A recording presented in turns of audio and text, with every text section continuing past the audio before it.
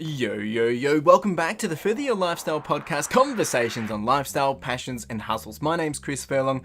I am your host, and I'm super excited to be back here having the conversation with you. Now, today, episode 65, and today, I really just want to share straight from the heart and what's really been on my mind and what's been, I guess, keeping me thinking and been resonating with me over the last week or so.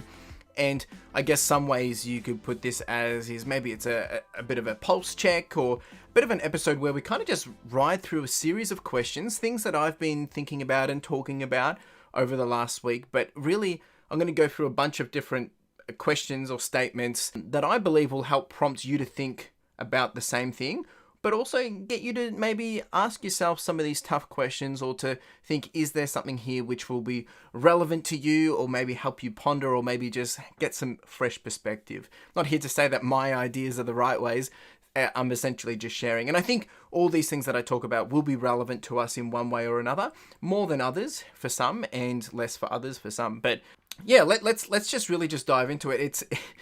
I was thinking about what I wanted to chat about this week, and I do have usually a bit of a flow of, different things over the coming weeks in advance of what I want to schedule out and release to you guys. But for me, this is really what was, really, on my heart that I really wanted to share. So I will say before we get started though, I do want to say a big thank you to everyone that is listening, that has been supporting the podcast, whether it's a comment, whether it's a listen, whether it's a share, whatever it may be. I would encourage you though, if you haven't shared the podcast, or if you haven't shared an episode, if there's one that resonates the most with you and you think it could impact someone else, it could inspire someone else, please share it. I would be greatly appreciative in advance.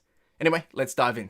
So over the last week, I've been really thinking about how I've been spending my time. I've been focused on, I guess, reflecting on my time, and actually I went through a bit of a process to help reveal, how I can manage my time a lot better. And with that said, I went through this exercise where I was basically jotting down the key things that I wanted to achieve each day and what I wanted to do, and then I would go through and actually break down when that would be scheduled, the estimated time to complete, and then I can reflect and see how long it actually took. And that was quite eye-opening. I was able to pretty much find out that there was a lot of extra, I guess, fat that I had in my time, and I was probably either procrastinating or not using my time the best way I could be.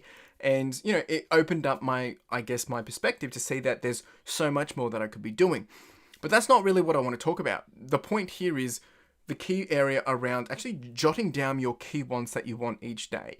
And it's kind of like, I guess we could call it as top of your mind. What's the top of your mind? And I think this is really the one thing that is burning the most, or which is hot off the press, that is, keeping you up at night or on your mind or keeping you always thinking. And I think whether it's journaling, whether it's, note taking, whether it's scheduling your day or just whatever, I think if you do need to be a little bit more productive, something that I would really encourage you to try and test out is jot down those things that are hot press on your head, meaning the things that are just, burning your mind, the things that are at the top of your mind, the things that are making you think, whether it might be a new business idea, it might be a cool little idea, it might be something that you're excited to do on the weekend, it might be something that's stressing you out.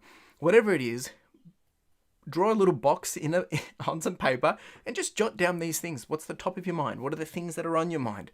What are the things that you want to be doing today? What are the things that you're needing to address, or what are the things that you're needing to give some attention and love to? And it just helps take the weight off the shoulders. It helps take the weight off your mind.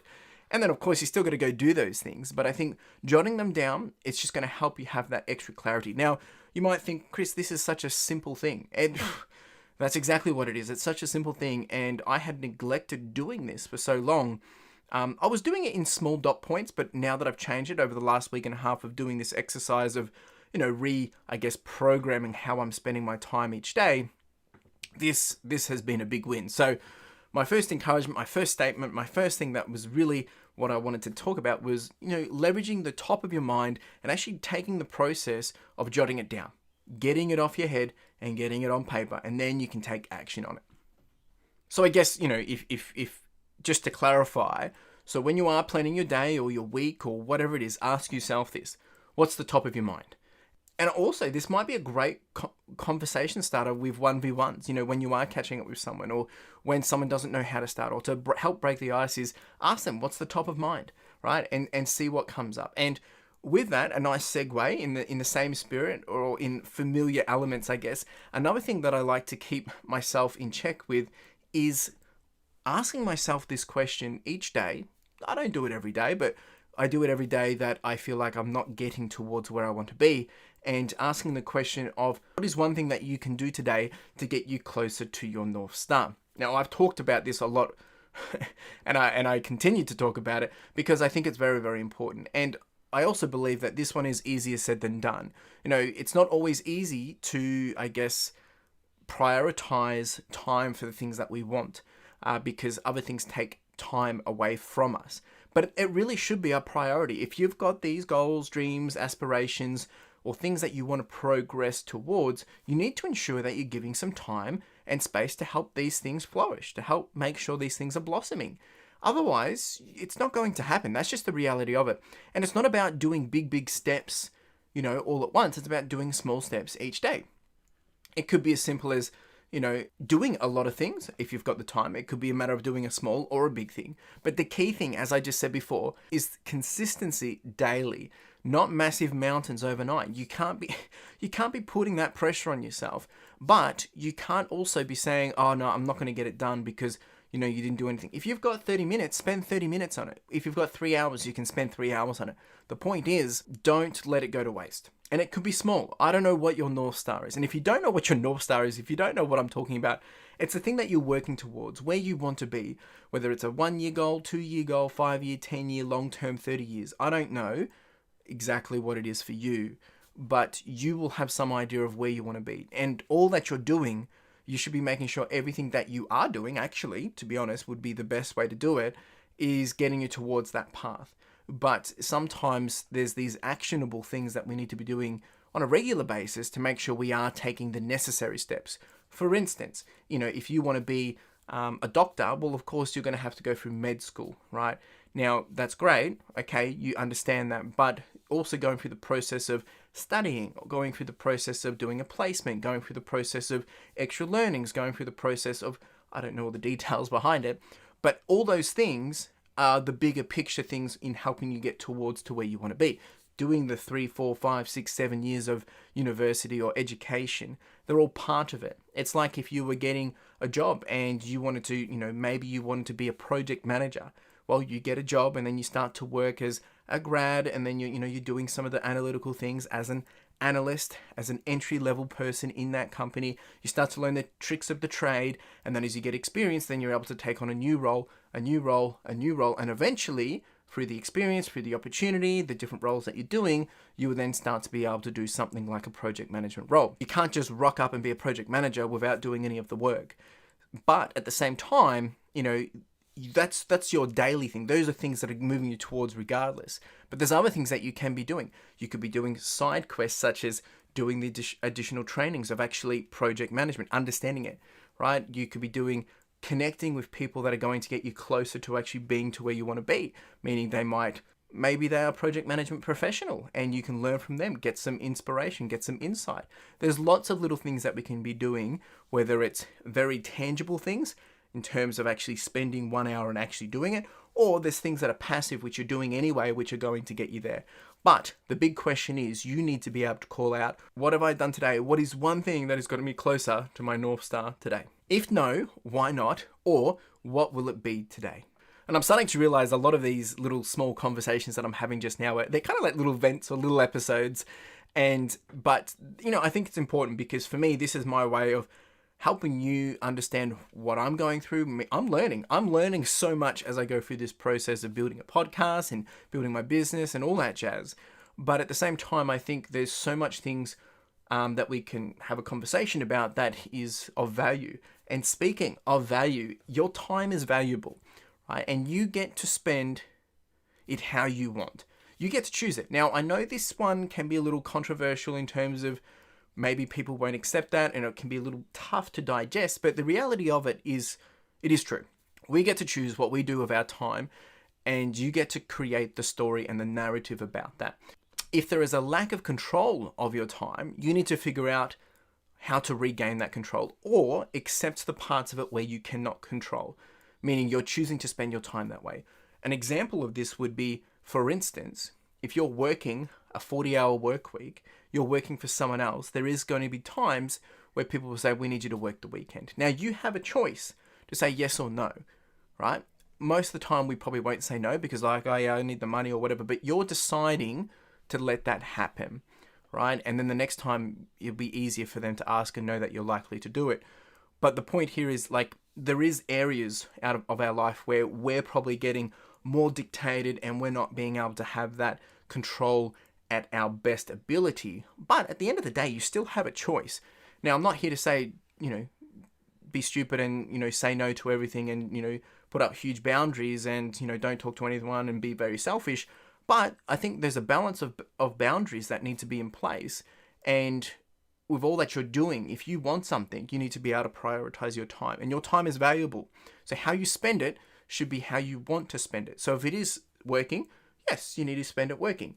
But if it's working on something else, if it's spending time with family, if it's doing some, some self-improvement, whatever it may be, you need to find what that is. Excuses are really easy to make, I guess, when we're blaming them on someone else. That is actually the reason why our time isn't being spent how we like it. If that makes sense, right? So if someone else is saying, oh, I need you to work this time, right, and you agree to it, it's not their fault. They've asked you. You had the choice. And I know sometimes it's not as simple as, oh, I can't just say no, but there is, if there's context there, right? You can explain why you're saying no. You can explain, and you shouldn't have to justify why you don't want to spend your time doing that, right? Now, I'm not saying you can't work and you can continue to still get a $60,000 salary, because that doesn't work. But there needs to be some level of balance and boundary to understanding what you want from your time and how much time you're going to give. We are responsible for us and how we use our time.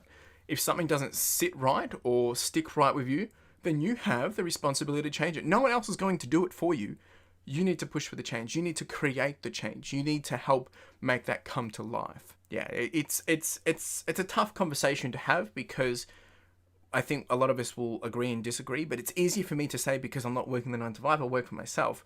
But I definitely can see that, even how I spend my time, if I don't get something done, I'm the only one to blame. I'm the only one that's responsible and accountable to that. So I can't blame anyone else. And I think we need to see if we can bring that same perspective or approach into all that we're doing, and not just blame it on other people when they're the ones saying, can you come do this? And we say yes. Next one that I want to talk about is a statement, something to think about, something to ponder. And here it is. The difference between the person ahead of you versus the person behind is the action in between. And it's that simple. It really is. Do today what you want to have done by tomorrow. Right? It seems so corny and cliche, but look, a lot of the things that I'm realizing is if you want something in a year's time, you got to do the work between now and then.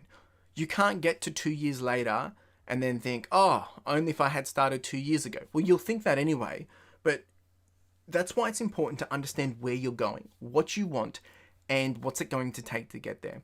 I was chatting to someone just recently, and I'm not going to use names or anything, but let's say they wanted to sell a product in a retail store. Now, I don't know the process of getting your name or your product or your brand in a catalog in a store. I have no idea of that process.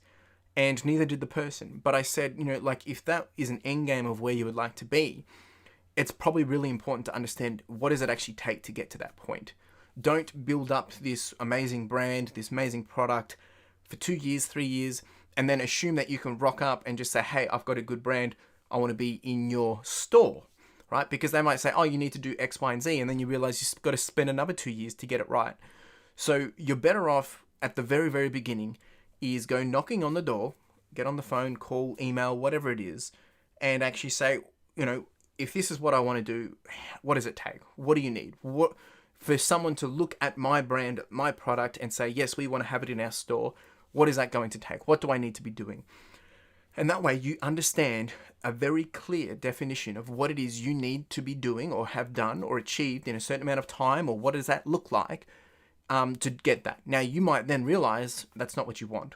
But at the same time, you now have a clear view of what are the action steps you need to do to get there. The key being action. And that's what separates people from people, is we look ahead and we see all these people doing all these amazing things, but they're doing the hard work. They're doing the action steps. They're doing the things that take daily exercise, daily action every day. And some of that daily action just seems fluffy, or it doesn't seem like it's doing anything. But over time, it compounds. And I have spoken about this numerous times in the podcast. And I think it's very relevant because it's something that we forget. You know, if you tell someone you're going to do this, you're going to do that, and you sit on the action and you don't do anything. I'm a big one when it comes to this because I get so frustrated when I don't do it. The only person you can blame is yourself. So don't look at other people and think, they've got it all figured out. They've got it all together. They know what they're doing. Well, maybe they do because they've been doing the work for so long. They've been doing the action for so long, and you can do it too. So you got to start today though. You can't wait 2 years and then assume that it's all there, because it's going to take you 2 years to get that growth, that consistency, or I'm just using 2 years as an example. So if you want to be like the person who is greater than you or better than you or someone that inspires you, then you have to do the action between now and what it takes to get to that. And of course, if you want to know what that looks like, you need to ask the person, what did it take to get to here? What are you doing? Success leaves clues. Follow those clues. The next one is something that's kind of been quite close to me this week. And I think it's a very important conversation to have because I think we all experience it. And this is really the scenario or the context of it. When you thrive, you'll have two reactions from the people around you. Those who come along for the ride and grow with you, and those who will try to slow you down to make themselves feel better. Make sure you spend more time focusing on those with you than those not. Now, this one I think is very, very important for those that are in the social media space, whether you're on YouTube, whether you're doing Instagram, TikToks, whatever. You're putting yourself out there. Now, you're going to have people that come around you and support you and build you up and encourage you. And that's going to be like the 99% of the people that come with you, right? Your community, whether that's 10 people, 100 people, 10,000 people, or 1 million, right? They're going to be the ones that are there to support you. But there's going to be plenty of times, they're the outliers, but there will be plenty of times when people come along and they pick on you. They make stupid comments, or they pull you down, or they start to have a bit of sarcasm, or they try to troll you.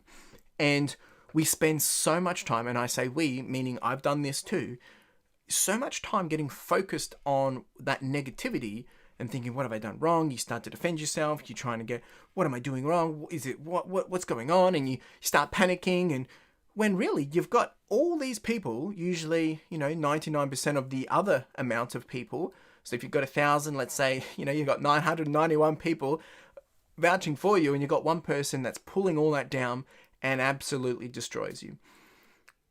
What you need to do is learn a way to work through that. And I don't have the answer. It gets easier as I get more of it. But when you don't have it for a while, and it's kind of like someone coming up and slapping you, and you have to then kind of reposition yourself and just kind of, bring yourself together. So this is one really, I'm not going to say I have the answer for it, but something to really think about. The next time someone brings you down, don't focus on them. Fall back onto the ones that are bringing you up, and make sure that's where you spend your energy and time, not on the negativity, but on the positivity. And my final question, statement, thought that I want to leave with you today, and it's a really important one, and it is, are you living your best life? Now this one, it has so much depth to it, but it is a solid question, and it's a question that I've been continuously asking myself to make sure that all that I'm doing, I'm happy with. Because if there's things that you're not happy with, you get to choose. We've spoken about that. You get to choose how you spend your time. And if you're not living your best life, how do you change that? And I'm not saying go quit your job and go, sit on a beach for the rest of your life. If that's what you want, yes, you need to work towards making that happen. And it's not as simple as climbing mountains overnight, but, taking those small steps over a period of time to make that happen. And all these intertwine, right? So if you aren't living your best life, if you feel like you are not, then what are the things pulling you down, and what can you do to make that change? I've got 2 follow-up questions from that. So if you're not, what are you going to do about it, and why not? And if you are, then share it with me. Let me know. Drop me a comment on Instagram, or reach out, via email, or you can drop a comment if you're watching this on the YouTube, however it may be. let's connect, let's chat about it. But more so, if you're struggling in this area, if you don't know how to get out of this rut, if you don't even know where to start to push yourself towards a North Star or anything that we discussed about today, please, let's connect. Let's reach out. If you would like to chat to me, I've got a little link in the description below. You can reach out. We can have a chat. It can be by email. We can do a one-on-one. We can chat, right? Because at the end of the day, I want to help people further their life, further their lifestyles. And sometimes we just need someone to cheerlead, someone to just support. And that's what I want to do. So if that intrigues you, check it out. Check it out. No pressure. All right, folks, there you go. That is episode 65. And once again, I'm so grateful for everyone that is listening, everyone that is supporting and coming along for the ride. And really, this was just an open heart conversation, really what I wanted to just, get off my chest and share with you all. And I hope something has resonated with you. If it did, share it or let me know. Let's connect. Let's continue the conversation. Otherwise, I hope you have a wonderful day. Cheers.